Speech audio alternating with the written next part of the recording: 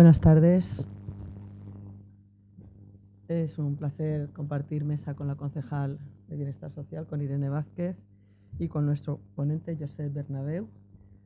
Y bueno, pues deciros que desde el área de igualdad de la Concejalía de Bienestar Social e Integración y desde el Ayuntamiento, desde este área del Ayuntamiento de Guardamar del Segura, y en colaboración con el Vicerrectorado de Cultura, Deportes y Política Lingüística de la Universidad de Alicante, vamos a desarrollar una conferencia muy interesante que va a tratar sobre ¿es posible comer sin químicos?, sobre una alimentación sana, que es lo que todos nos planteamos muy a menudo de querer llevar una alimentación sana y de comer sano.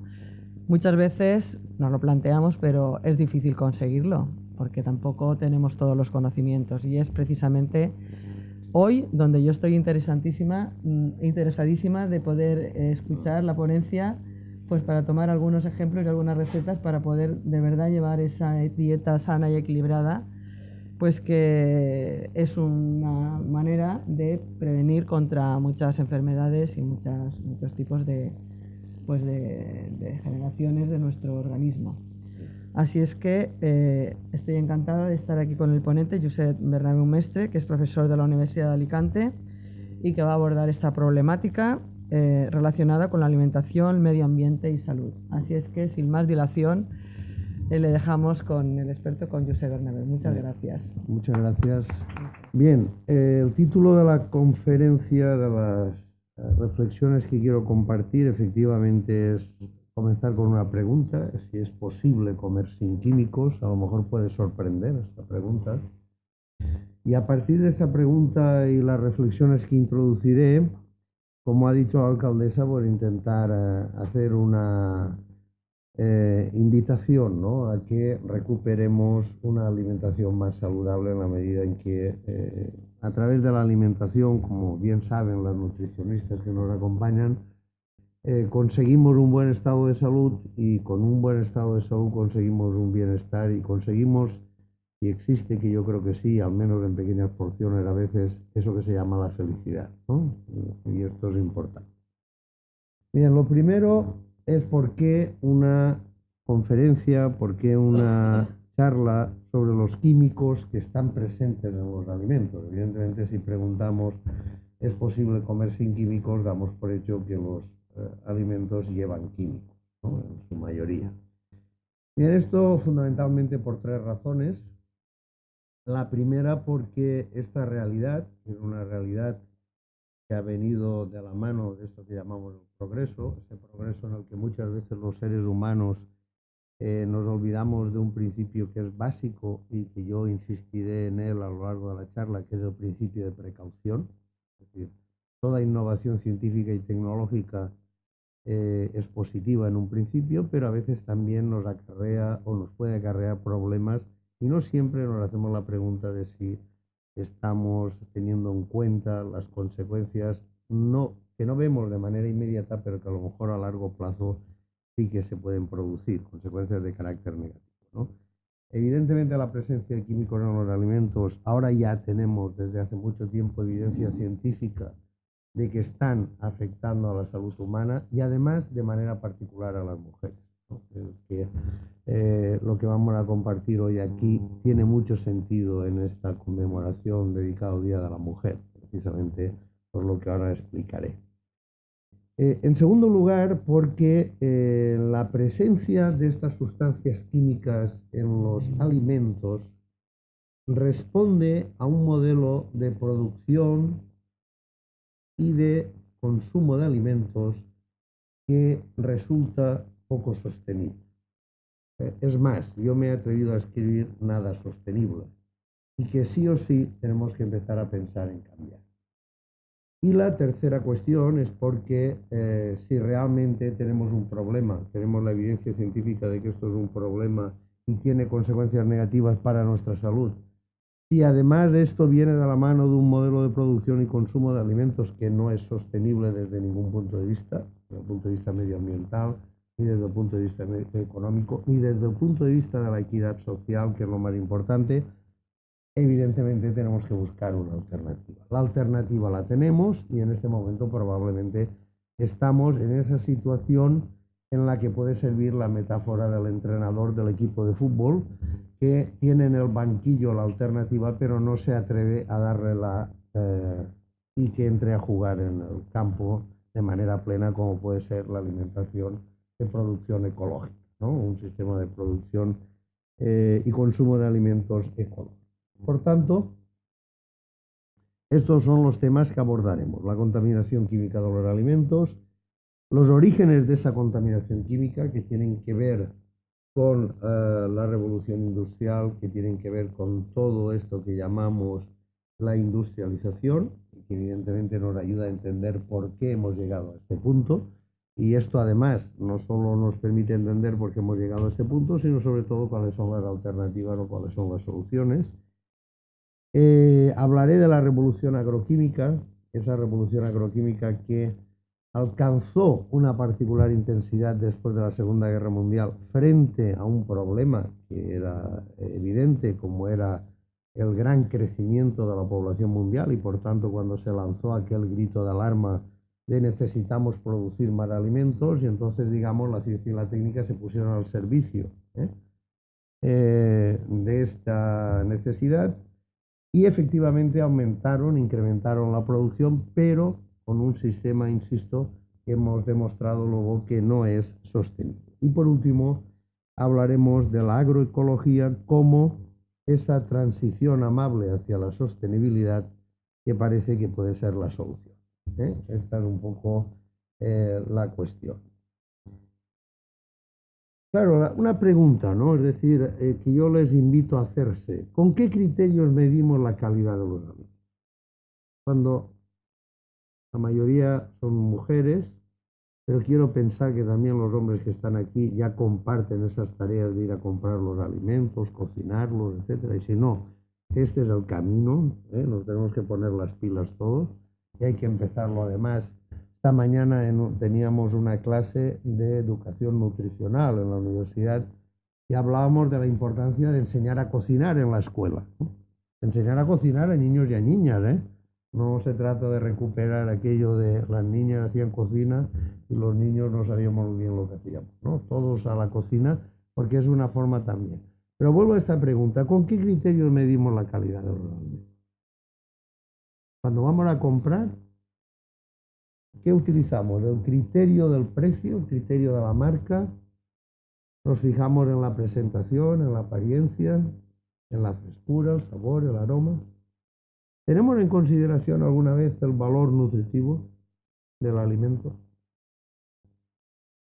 Quiero pensar que sí, ¿no? ¿Y el de la seguridad y el de la inocuidad? También sí, seguro. Porque si tenemos en cuenta este último, a lo mejor entramos y salimos sin comprar nada, De hecho, la siguiente pregunta es si realmente conocemos lo que comemos. Aquí ya parece que hay una unanimidad hacia el no, ¿no? Bueno, en principio hay un etiquetado, estamos afortunadamente en una zona del planeta privilegiada, donde a pesar de los problemas, y sé que hay gente que lo está pasando muy mal, en general existen unos niveles de seguridad alimentaria y nutricional que ya quisiésemos para el resto del planeta, pero a pesar de esto, al menos la percepción, cuando he planteado la pregunta y las caras y alguna respuesta, ha sido no sabemos exactamente lo que es, ¿no? Porque claro, los alimentos tienen unos componentes nutritivos, que todo el mundo más o menos conoce o debería de conocer. Ojalá aprovechásemos el tirón mediático que está teniendo el mundo de la gastronomía y todos estos grandes programas de televisión como MasterChef para poder mejorar, ¿no?, la formación y la información de la población en materia de alimentación y nutrición. Esos componentes nutritivos de los alimentos son los que nos proporcionan, por ejemplo, algo tan necesario como la energía, ¿no? La energía que necesita nuestro organismo. Claro, aquí podríamos hacer otra charla hablando de la importancia de la actividad física, porque muchas veces los problemas que tenemos de sobrepeso y obesidad no lo son tanto porque consumimos más sino sobre todo porque consumimos más de lo que necesitamos. Nos hemos vuelto sedentarios. Bueno, esta energía es lo que nos aportan los alimentos. Y luego están los nutrientes, ¿no? Hidratos de carbono, proteínas, los aminoácidos, los minerales, etc., ¿no? Pero también, evidentemente, el agua. Sin embargo, siempre los alimentos han llevado unos componentes no nutritivos, lo que se conocen como los componentes naturales de los alimentos. Son sustancias, productos que llevan los alimentos, pero que no tienen ninguna función nutritiva que conozcamos, ¿no? Porque el conocimiento científico avanza y a veces nos encontramos con sorpresas. ¿Cuál es la novedad en la historia de la humanidad? Pues que desde hace 150 años a los componentes nutritivos de los alimentos y a los componentes no nutritivos de los alimentos tenemos que añadir los contaminantes. Y esta es una realidad que nos puede resultar incómoda. Yo sé que resulta muy incómoda, pero está ahí. La tenemos que conocer. Por tanto, aquí es donde yo voy a centrar mi primera parte de la intervención. Y créanme, no con un mensaje alarmista. Todo lo contrario. Todo lo contrario. Las alarmas no sirven para nada. Crear alarmas no sirve para nada. Lo que hay que hacer es informar para que la gente tome conciencia. Porque el cambio tiene que venir de la mano de todos. Ha de ser un cambio de la suma de muchos cambios individuales. Por tanto, que nadie lo considere como un discurso alarmista, que nadie lo considere como una denuncia catastrófica. Todo lo contrario, es poner encima de la mesa unos datos científicos, unos datos objetivos e intentar crear conciencia de que tenemos que cambiar las cosas. Este es mi objetivo. Pido disculpas por la voz, pero ahora estoy mejor, ¿eh? He tenido unos días que creía que no podría venir. Bien, ¿estos contaminantes de dónde vienen? ¿Cómo hemos ido a lo largo de estos 150 años incorporando estos componentes no nutritivos de los alimentos? Pues fundamentalmente de los pesticidas, no me detendré ahora en ellos porque lo haré después, de los medicamentos. ¿Sabéis cuál es el principal consumidor de alimentos? La industria de antibióticos, perdón, la industria agroalimentaria.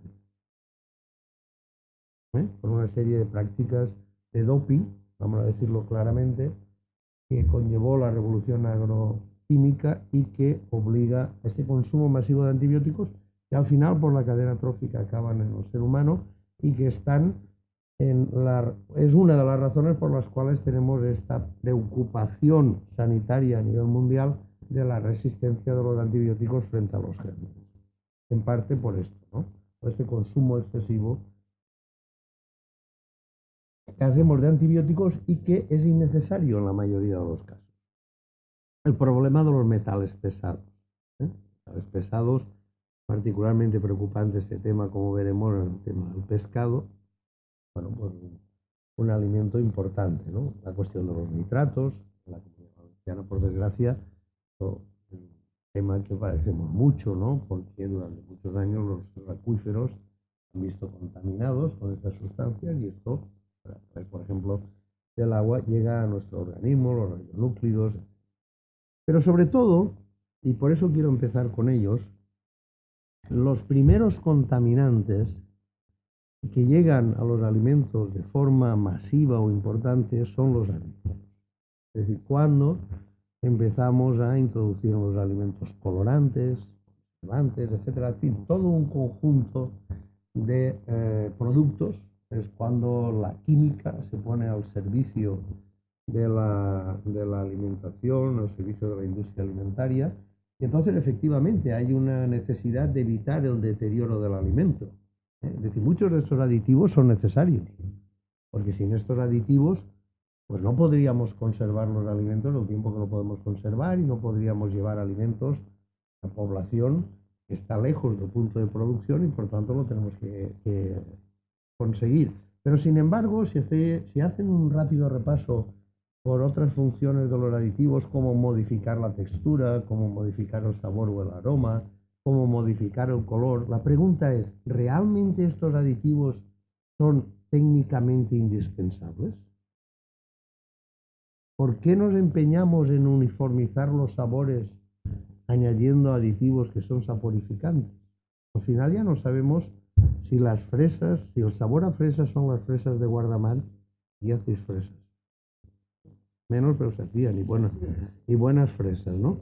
Si el sabor a fresas eran las fresas de Guardamar, o el sabor a fresas, permitidme que utilice una marca comercial, es el sabor a fresa de Danonino. ¿Cuál es el sabor a fresa? ¿No? Es decir, realmente estamos utilizando muchos aditivos, algunos están justificados, otros lo están menos.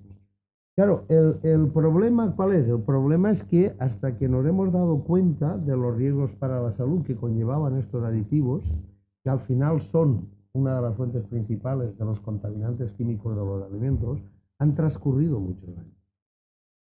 Y hemos tenido que vivir lo que se conoce como la ventana epidemiológica, ¿no? Es decir, empezar a ver las consecuencias sobre la salud de la población muchos años después. Y entonces es cuando hemos tenido que empezar a preocuparnos por los aditivos. Y de hecho, no les voy a cansar poniendo una relación de los aditivos que están prohibidos en la Unión Europea, pero es una relación de centenares de aditivos que no se pueden utilizar, porque la Agencia Europea de Seguridad Alimentaria no lo permite, porque hay una evidencia científica de que son perjudiciales para la salud. El gran drama es que muchos de los aditivos que no se pueden utilizar en Europa, que no se utilizan en Canadá o que no se utilizan en algunos estados norteamericanos, se siguen utilizando en el resto del planeta. Y esto también lo tenemos que denunciar, ¿no? Pero hemos avanzado, al menos nosotros. Por tanto, hay efectivamente unas normas básicas que deben de cumplirse los aditivos para poder ser utilizados. Estas normas básicas cada vez son más exigentes y lo son porque, bueno, nuestros gobiernos, nuestras autoridades toman conciencia del problema, pero también, sobre todo, porque la ciudadanía, una ciudadanía concienciada, desde la información y la formación, exige a las autoridades responsabilidad, ¿no? Entonces, bueno, sabemos, por ejemplo, que hemos que utilizar la dosis mínima posible. No les voy a cansar con tecnicismos, pero este concepto de dosis mínima posible es un concepto también muy debatido. Porque claro, ¿cómo determinamos la dosis mínima posible? O para que me entiendan, aquella dosis mínima de aditivo que yo puedo consumir sin que me resulte perjudicial para la salud. Por esto normalmente lo hacemos con ensayos en animales, no lo hacemos con ensayos en seres humanos, y además no solemos tener el efecto acumulativo. Es decir, porque claro, yo me tomo un día el aditivo, pero no me miden los aditivos que yo voy sumando. Y tampoco tengo en cuenta la combinación de aditivos de diferentes productos. Es decir, a pesar de que la normativa europea está introduciendo mejoras, todavía nos queda mucho recorrido, ¿no? Y creo que en esto tenemos que tomar también conciencia de que hay que seguir trabajando en el tema. De hecho, existe toda una literatura, toda una información, comités mixtos de la FAO y de la Organización Mundial de la Salud, que desde hace muchos años vienen trabajando y trabajando muy bien, evaluando continuamente las sustancias químicas que están presentes en los alimentos y estableciendo estas dosis diarias admisibles, a pesar de las críticas que les he comentado. Tenemos que utilizar la dosis mínima posible. Tenemos que asegurarnos de que esos aditivos no generan efectos perjudiciales para la salud. Y aquí es donde viene siempre el gran debate. Es que no tenemos evidencia científica de que produzcan efectos negativos para la salud. Bueno, es verdad. Pero ¿tiene usted evidencia científica de que realmente son inocuos? Tampoco. Bueno, pues sí. No tenemos evidencia científica sólida de una de las variables y tampoco tenemos la de la otra. Se impone el tercer elemento, preguntarnos si son técnicamente indispensables. Si es necesario que ese alimento lleve un aditivo para modificar su textura, su sabor, su color, etc. Y si la respuesta es no, entonces nuestra obligación es decir, oiga, en aras a la salud de la población, no autorizamos el aditivo, ¿no? Lo que ocurre es que hay que ser conscientes, ¿no? Es decir, aquí hay muchos intereses cruzados. Es decir, entonces pues hay una ciudadanía concienciada, hay una responsables públicos que cada vez tienen una mayor conciencia, pero al mismo tiempo pues hay una industria agroalimentaria con diferente nivel de compromiso social y con diferente nivel de concienciación, ¿no? Entonces, esto es también una batalla que hay que hacer, convencer a la industria para que evitemos cosas como estas, ¿no? La pregunta es, ¿esto de aquí son alimentos o no? ¿No? Son chucherías. Sin embargo, a Hacienda el fabricante le paga como industria agroalimentaria, ¿no? Claro, ¿todo esto qué es? Pues esto probablemente es la expresión última de este despropósito de convertir una cosa como esta en una especie de alimento. Los niños, desde luego, lo toman como tal, y donde pues todos los despropósitos se han juntado en estos, en fin, aniversarios, cumpleaños, no diré letales, pero perjudiciales, evidentemente, cuando se atiborran de todo esto, ¿no? Y que, por ejemplo, estos aditivos alimentarios, tenemos muchos trabajos de grupos muy serios que trabajan en salud y medio ambiente en el área infantil, que están denunciando que muchos cuadros de estos que ahora se llaman hiperactividad infantil tienen que ver con el consumo de estos aditivos alimentarios. Solo por esto deberíamos de ser muy cautos. Hay otras golosinas igualmente, incluso mejores que estas, que pueden compensar eso que buscamos gratificando a estos niños, ¿no? Por tanto, esto es muy importante, ¿no? La seguridad alimentaria equivale siempre a una alimentación saludable. Bueno, cuando ustedes se hagan esta pregunta, sean conscientes de que nos queda recorrido. Hemos avanzado mucho, pero nos queda recorrido, ¿no? Por tanto, esta sería una primera reflexión. Pero hemos dicho que en estos componentes no nutritivos de los alimentos están, por un lado, estos contaminantes que son los aditivos, y todos estos que tienen que ver con pesticidas, fundamentalmente organoclorados, y otros compuestos orgánicos persistentes que se llaman, los medicamentos a los que he hecho antes referencia, los metales pesados, etc., ¿no? Bien, esto sí que empieza a ser un problema importante, porque no voy a entrar en las cuestiones técnicas, pero compuestos tóxicos persistentes, vamos a quedarnos con la última expresión. Persistentes, ¿qué quiere decir? Que no son biodegradables. Que nuestro organismo, cuando los ingiere, es muy difícil deshacerse de estos compuestos tóxicos persistentes. Y lo que es más grave, muchos de estos compuestos tóxicos persistentes que provienen, insisto, de estos pesticidas que utilizamos en la agricultura con tanta frecuencia y con tanta ligereza, están detrás de lo que se conoce como disruptores endocrinos. Es decir, estas sustancias en el organismo se comportan como unos elementos extraños que alteran nuestro sistema hormonal. Y además tienen una especial afinidad por el tejido graso. Y aquí es donde viene la cuestión de género. Es decir, el propio sistema hormonal de las mujeres y la propia distribución de la grasa corporal hace que las mujeres estén más predispuestas a captar estos compuestos tóxicos persistentes.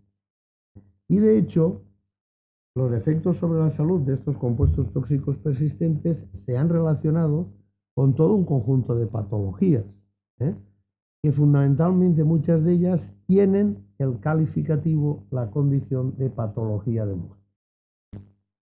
Este es un tema que debería también preocuparnos.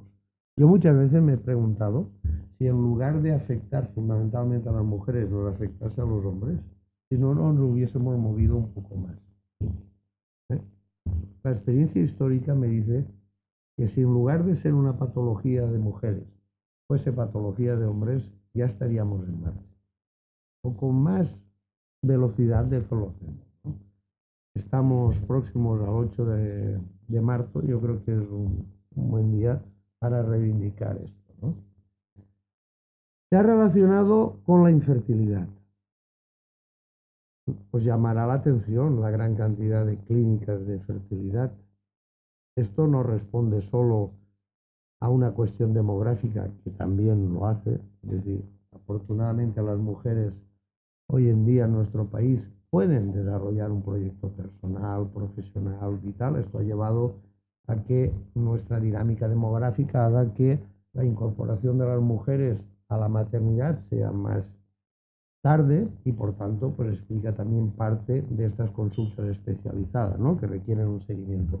Pero hay también mucho de una creciente incidencia de tasas de infertilidad en hombres y en mujeres. Y tienen que ver, empezamos a tener, ahora os daré alguna referencia bibliográfica sólida, con la presencia de estos disruptores endocrinos ligados a la aparición en la cadena trófica de estas sustancias.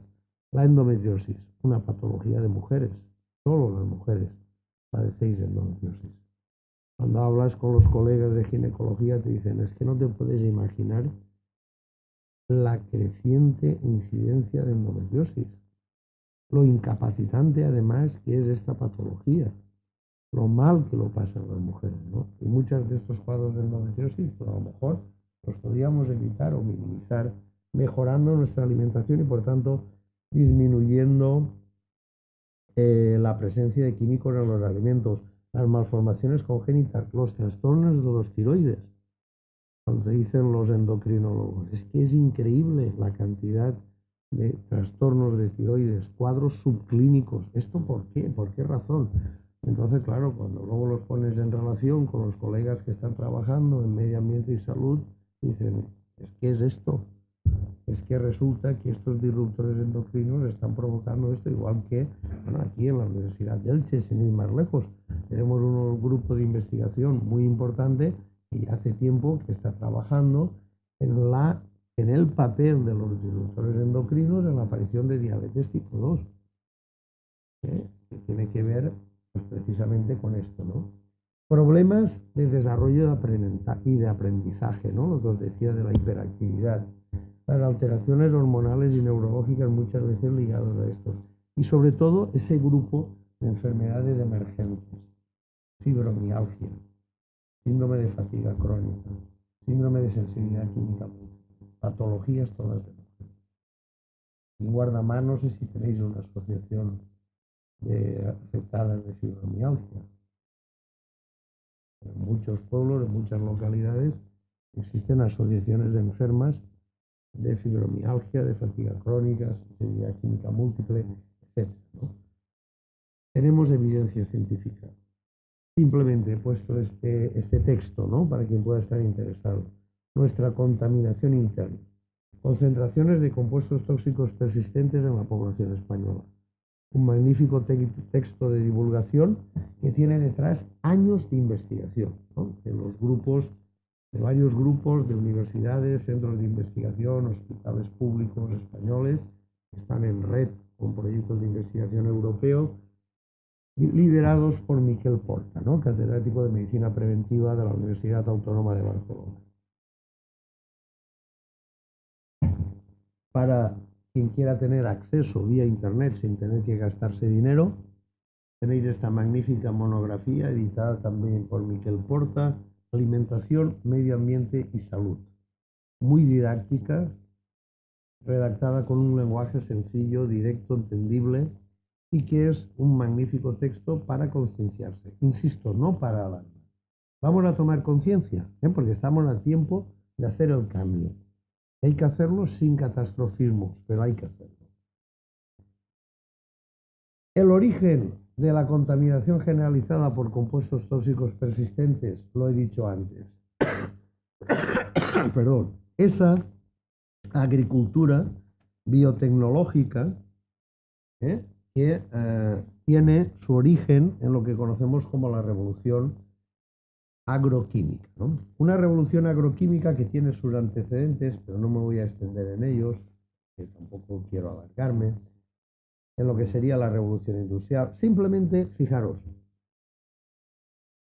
este texto que veis aquí es un texto que se titula Adición de sustancias extrañas a los alimentos, sus peligros para la salud.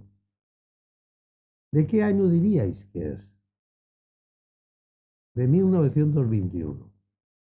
El doctor Jaime Guerra y Estapé, académico de la Academia de Higiene de Cataluña, y además es un discurso, el discurso de la sesión inaugural de la Academia de Higiene de Cataluña que tuvo lugar en esa fecha, ¿no?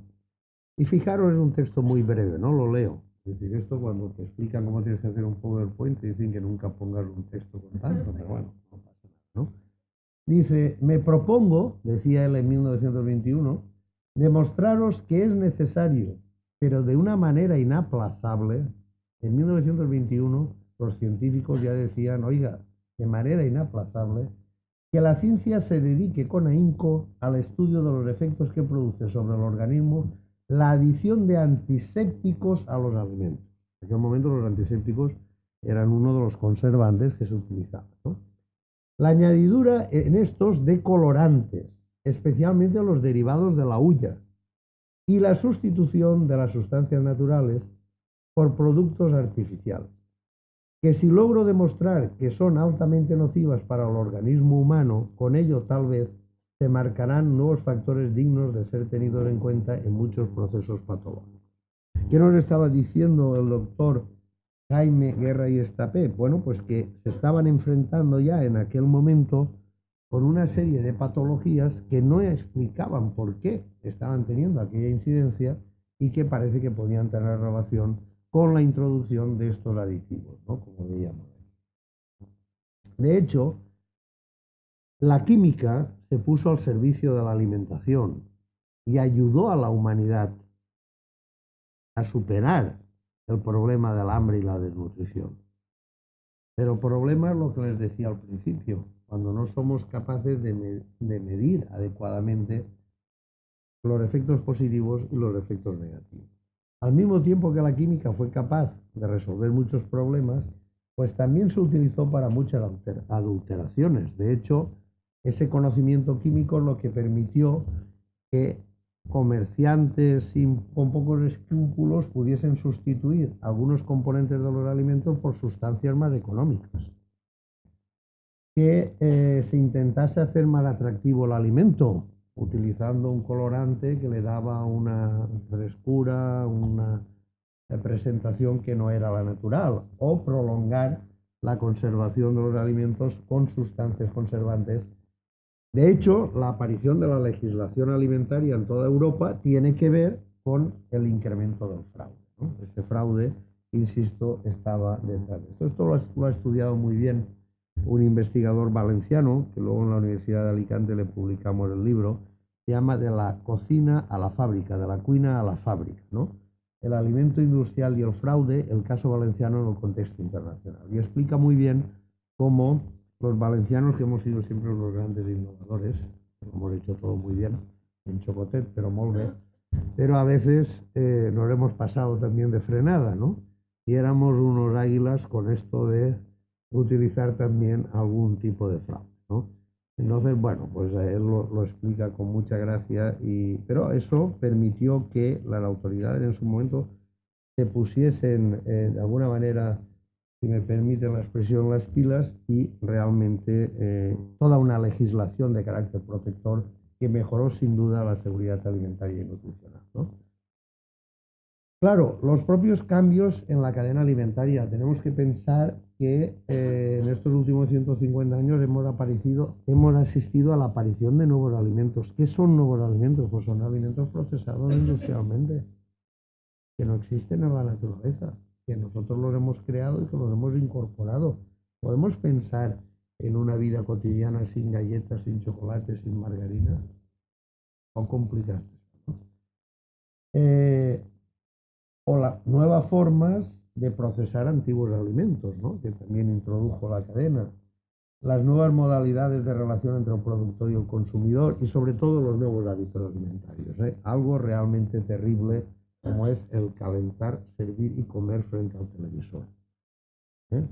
Pero claro, esto que de por sí rompe con elementos fundamentales de la alimentación, como es el compartir, la convivialidad, la comensalidad de nuestra famosa dieta mediterránea, pero sobre todo es que esta es la época del producto-servicio, la época de una serie de alimentos precocinados que vienen muy bien a ese argumento cuando le dices a la gente, oiga, cocine, digo, es que no tengo tiempo. Y es verdad, no tenemos tiempo. Pero fijaros que no tenemos tiempo solo para la alimentación, porque para todo lo demás tenemos tiempo. Pero para la alimentación, que es una cosa tan importante, que es una cosa tan fundamental, porque sin una buena alimentación no hay una buena nutrición, si no hay una buena nutrición no hay salud, para eso no tenemos tiempo. Deberíamos de replantearnos el tiempo, ¿no? Y la alternativa, desde luego, no es el producto precocinado, calentar, servir, sentarse y out, ¿no? Que dicen aquí. Bien, este origen de estos compuestos tóxicos persistentes está en este momento histórico. Un momento histórico en el que tras la Segunda Guerra Mundial asistimos a un momento en el que la humanidad es capaz de controlar los niveles de mortalidad, la población crece de manera desmesurada. En la gráfica de la derecha pueden ver ustedes cómo hasta 1950 la población mundial creció poco y sin embargo el gran boom, la gran explosión demográfica viene a partir de la década de los años 50, 60, 70. ¿Esto qué nos lleva? Pues nos lleva a un reto, el reto de alimentar a más población, ¿no? Y aquí es cuando entra la revolución agroquímica, cuando de nuevo la ciencia y la técnica se ponen al servicio de... Dicen, no pasa nada. Es decir, vamos a producir más. Y además lo vamos a hacer con el máximo beneficio al mínimo coste posible.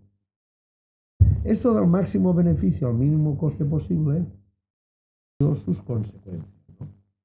De hecho, bueno, vamos a ver algunas de estas. La aparición de las semillas milagrosas permitió, a través de lo todavía no diseñadas genéticamente, esto ha venido después, permitió un aumento de la productividad, sí, pero ha conllevado una pérdida de la biodiversidad, la pérdida de muchas semillas, de muchos cultivos tradicionales que ya no se hacen, ¿no? Con todo lo que esto ha supuesto muchas veces de empobrecimiento, de pérdida de soberanía alimentaria en muchas regiones del planeta. Pero sobre todo, esta máxima de todos los beneficios al mínimo costo posible fue posible porque pudimos incrementar la productividad de forma espectacular con el uso masivo de fertilizantes y pesticidas. Y aquí es donde vino el gran problema, ¿no? Porque esto es lo que ha ido provocando este efecto de acumulación de estas sustancias. O la cría intensiva de animales. Pueden comprobar en la gráfica de la derecha cómo es a partir de la década de 1940 cuando entramos en la producción industrial de cerdos, de terneras, por supuesto de pollos, con esas granjas de centenares de miles de pollos. Y entramos además en una dinámica de consumo, de hábitos de consumo, que nos ha llevado en parte a los problemas de sobrepeso y obesidad que tenemos en la actualidad, que es un consumo excesivo de proteínas animales. No hay necesidad de consumir tantas proteínas animales. En la dieta mediterránea clásica, esa que reivindicamos, esa que nos han reconocido como patrimonio de la humanidad, la carne no es un alimento, la carne es un condimento que acompaña. Y sin embargo, nosotros ¿en qué lo hemos convertido? En un plato principal, lo hemos convertido en base, ¿no? Bueno, por aquí tienen las cifras, ¿eh? Hasta el salmón. Ahora el salmón lo tienen en todas partes, claro, con estas piscifactorías, etcétera, ¿no? Claro, estas concentraciones de centenares de miles de animales en espacios cerrados, es lo que obliga, por ejemplo, a ese uso masivo de antibióticos para evitar precisamente las infecciones frecuentes, etcétera, ¿no? Las prácticas de doping, las prácticas del dopaje, vamos a decirlo claramente, es decir, cuando queríamos tener a esa ternera en el plato con 6 meses, cuando tenía que ser con 9 meses, ¿no? Y entonces pues la engordábamos y tal, el famoso clenbuterol, hasta que afortunadamente hemos podido controlar todos estos problemas, ¿no? La introducción de los cultivos modificados genéticamente. Este es un tema, como saben, muy discutido, muy debatido, etc. ¿Qué hemos hecho los europeos? Pues hemos aplicado el principio de precaución. En la Unión Europea no se pueden utilizar productos modificados genéticamente. ¿Tenemos una evidencia científica plena de que eso pueda resultar perjudicial para la salud? No. ¿Tenemos la contraria? Tampoco. ¿Es indispensable la utilización de productos modificados genéticamente? No. ¿El problema cuál es? Que nosotros, que somos muy exquisitos, no lo tenemos autorizado, pero sí que nos permitimos importar carne de animales que han sido alimentados con productos modificados genéticamente. Contradicciones. Todavía tenemos que seguir avanzando, ¿no? En definitiva, ¿qué costes ha tenido esto para la salud de las personas y para la salud del planeta? La pérdida de la biodiversidad, la pérdida del equilibrio ecológico. Y esto es un problema importante. Las intoxicaciones. Porque claro, yo les he hablado en todo momento de la presencia de los químicos en los alimentos, pero ¿qué me dicen de los trabajadores que manipulan esos pesticidas, que manipulan esos fertilizantes?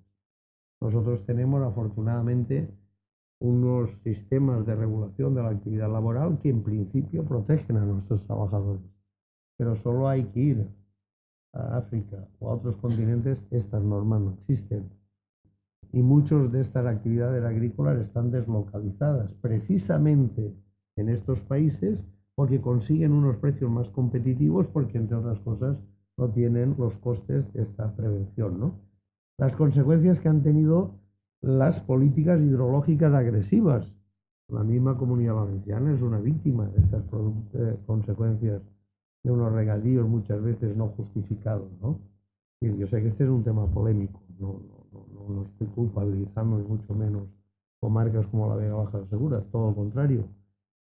Los problemas vienen de arriba, de otras comunidades autónomas que son los que están introduciendo probablemente estas políticas hidrológicas agresivas sin estar plenamente justificadas, ¿no? La introducción de nuevas plagas, de nuevas enfermedades, que obliga a su vez a más antibióticos, a más pesticidas, etcétera. Las consecuencias que podrían tener la introducción de los alimentos modificados genéticamente o los cambios que introducimos en las especies que se alimentan de todo esto, ¿no? Otro testimonio, y voy ya acabando. Miren, este era un médico valenciano, José Estellés Salarich, que fue uno de los máximos responsables de la sanidad durante la Segunda República, un hombre de gran prestigio internacional, que luego colaboró con la Organización Mundial de la Salud. Él escribía un prólogo en un texto que tradujo, en el que les leo solo la última parte, ¿eh? Decía, los alimentos, es un texto de 1956.